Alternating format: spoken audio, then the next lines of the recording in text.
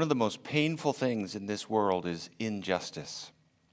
If you're walking down the street and you happen to walk under a construction site and a 2x4 randomly falls and hits you on the head, that hurts in one way.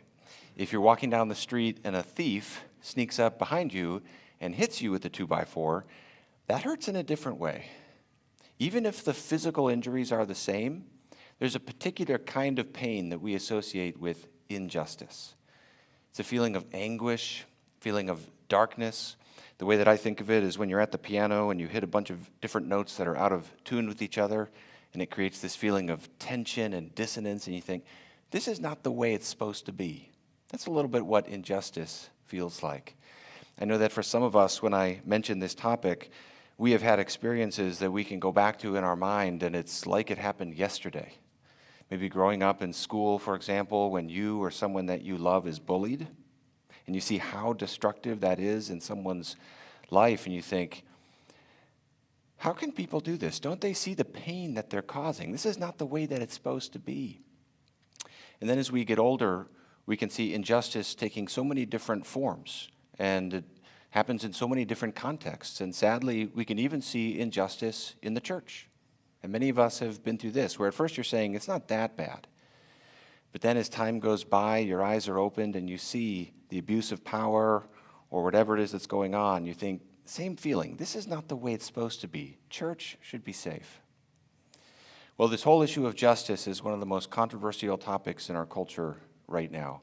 Of course, people have always cared about justice, but right now, this has become a flashpoint in the polarization that our culture is going through. Just think about how people respond when I say words like this: cultural Marxism, critical race theory, wokeness, toxic masculinity. Now, all I've done is just say these words, and some of you may already be angry with me. So if I could just begin by asking for your patience and your help, because I am not an expert on this topic, but I'm also passionately convinced that Christians should not shy away from this topic. And so as a Christian, and then also as a pastor, I don't believe that the church should be aloof from the issues in the culture. So I've been on my own journey of learning, and I want to speak to this topic in the spirit of sharing what I've been learning. And what has helped me so much is church history. We're not the first people to wrestle with this topic of justice. And there is so much wisdom and perspective we can get by looking to the past, and then we get a fresh perspective on the issues we're wrestling with in the present. So I'd like to share 3 convictions that have been stirring in my heart as I've been learning from one Christian in particular, a man named Gregory of Nyssa, who lived in the 4th century. The first thing that Gregory has helped me to see is that there have always been Christians who care about justice. So go back with me in your mind's eye to the year 379 AD and picture a church in the middle of modern-day Turkey. And Gregory is the bishop of this church, and he's preaching through the book of Ecclesiastes for Lent this year. And in his 4th homily, he gets to a little clause in Ecclesiastes 2:7 that says, I obtained servants. Now, as you look out at the church, you see a very diverse congregation, including both slaves and slave owners. And you wonder, what is Gregory going to say about this? Now, we have to remember that in the ancient world, slavery was an almost universally accepted part of life, sadly, including for many Christians, but not for Gregory. Gregory starts off the sermon basically saying, can you even imagine the arrogance of thinking that you can own another human being? He says this is a pride that rises up to God in heaven. And as he develops this rebuke throughout the sermon, he does not hold back. One historian has called this sermon the most scathing criticism of slaveholding in all of antiquity. And what made Gregory's sermon so prophetic is that he wasn't just saying it's injustice to mistreat a slave. He was saying it's injustice to ever have a slave. He wasn't just condemning the abuses, he was condemning the institution as such. And Gregory is a reminder for us that as you look back at church history, you can see a lot of injustice. You can see a lot of hypocrisy. But you also see these prophetic voices that God has raised up. And I think it's always been like that. You think all the way back to the Old Testament, where the nation of Israel has some dark stretches of time. There's a lot of injustice. But God raises up these prophetic figures like Amos, who rebukes the people for injustice and says, let justice roll on like a river.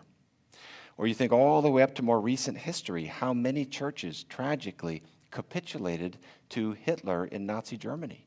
But you also have these prophetic voices that God raises up, like Dietrich Bonhoeffer and Martin Niemöller and others. And I love the thought of Bonhoeffer at his desk writing a letter to his brother-in-law explaining why he's decided to found an illegal seminary at his own great peril. And he's writing and he says, there are some things in this world that are worth standing up for.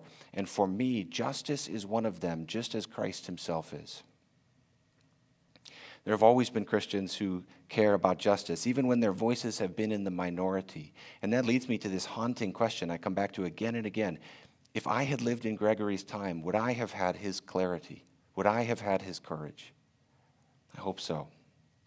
Well, that leads to the second conviction that's been sort of stirring in my heart as I've been learning from Gregory, and that is, not only have there always been Christians who care about justice, but Christians have really good reasons to care about justice. And for Gregory, it came down to three things, and he unpacks these throughout the sermon. He says, first of all, slavery violates our equality. Gregory says, we are all fundamentally equal. We're all made from the same dust. We all look at the same sun. We all breathe the same air. At one point, he says, we all have the same intestines, which is kind of a gross image, but it's true, you know. And he's saying, look, if we're all fundamentally equal, how can you think you can own someone else? Secondly, he says, slavery violates our nature. Gregory says there's something we call the natural law. Human beings are on top, the animal kingdom is on the bottom. We rule over the animal kingdom. And when you own a slave, you're treating a human being as though they were an animal. He says that's a perversion of the natural law. Thirdly, Gregory says slavery violates not just our equality, not just our nature, it violates our dignity. Gregory goes on at great length in this sermon about what it means to be made in the image of God. He says to be made in the image of God invests profound value and dignity in every single person. At one point he says a single human person is of greater value than the entire physical universe. At another point in the sermon he says, if you knew how much that person was worth, you would know no amount of money is enough to purchase them. And what I walk away with from Gregory's sermon is this powerful vision of the value of human beings as made in God's image. You know, in the ancient Near East, there were other religious texts that talked about being made in the image of a deity, but it was always about the royalty. The king is in the image of this deity, or the queen is the offspring of that deity, or something like that. Genesis 1 comes along and says, we're all royalty. Every single person you ever meet is a reflection of the Creator made in his image. When you think about that, it's a powerful reason to care about justice. Well, that leads to the third conviction that's been stirring in my heart as I've been engaging with Gregory, and that is Christians should care about justice today. Now, look, obviously this is very complicated to figure out how to do that because there are competing visions of justice out there. I don't want to take away from the complexity of this topic.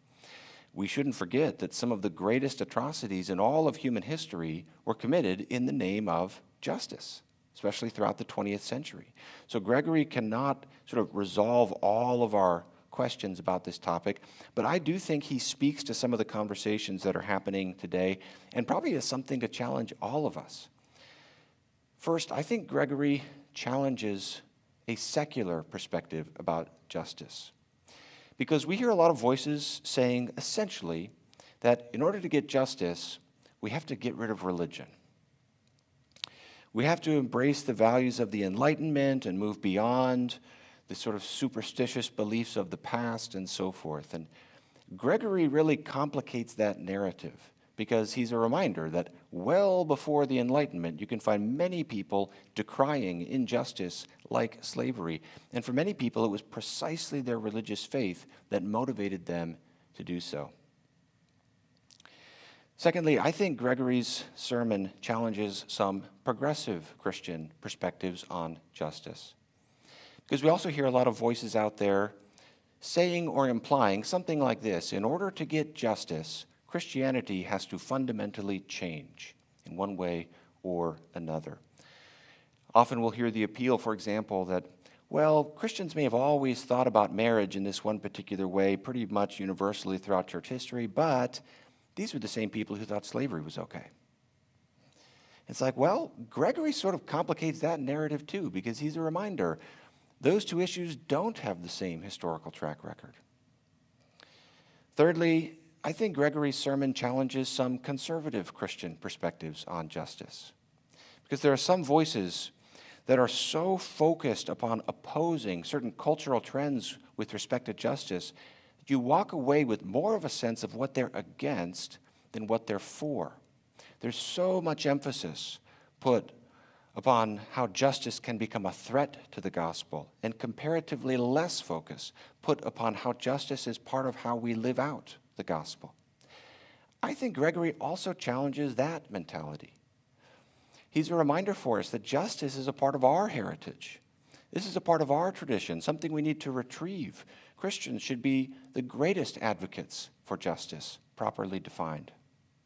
So what does it mean to care about justice today? Well, again, not being comprehensive, here are three kind of starting steps that I'm considering and invite you to consider as well. Number one is listen. Sometimes we're so eager to take action, and that can be good, but it often helps to start by simply listening to the people around us, because other people have had different experiences, and they'll just be able to see things that we can't quite see. So we've got to go into these conversations not assuming that we already know in advance what we're going to learn. Somebody once said, you're not really listening until you're willing to be changed by what you hear. Number two is learn. There are so many different issues of justice that we're facing in the world today. Racism, abortion, human trafficking, fatherlessness, climate issues, on and on we could go. Each of these issues is complicated. Each of these issues has a complicated history. The better we understand them, the better positioned we are to address them.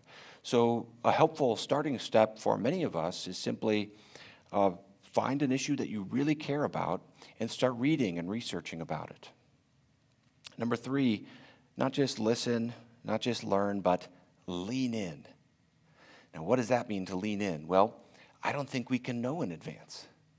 It means at least this: being ready and having an open heart. So, for example, here's one thing that all of us can do right now in this moment. Decide in advance that when we are in a context where we have an occasion to speak or act on behalf of justice, we will not shrink back in fear. And I think we're naive if we think that we won't need courage in that moment, because that moment will not come by denouncing your enemy on social media. Far more likely that it will come when you have to speak against the sins of your own tribe. And it won't feel courageous. It will feel very vulnerable. But we can decide in advance, I'm going to lean in. Well, this is a heavy topic, and there's so much more to say about it. But let me leave us with one final encouragement. We've been saying that there have always been Christians who care about justice. Christians have really good reasons to care about justice. Christians should care about justice today. In all of that, it helps to kind of land on this point, to remember that we have a God who cares about justice. In fact, we have a God who himself knows that feeling of anguish better than anyone, because in the person of Christ, he took on and experienced the worst injustice when he bore our sins upon the cross. We have a God who deeply cares about justice. So should we.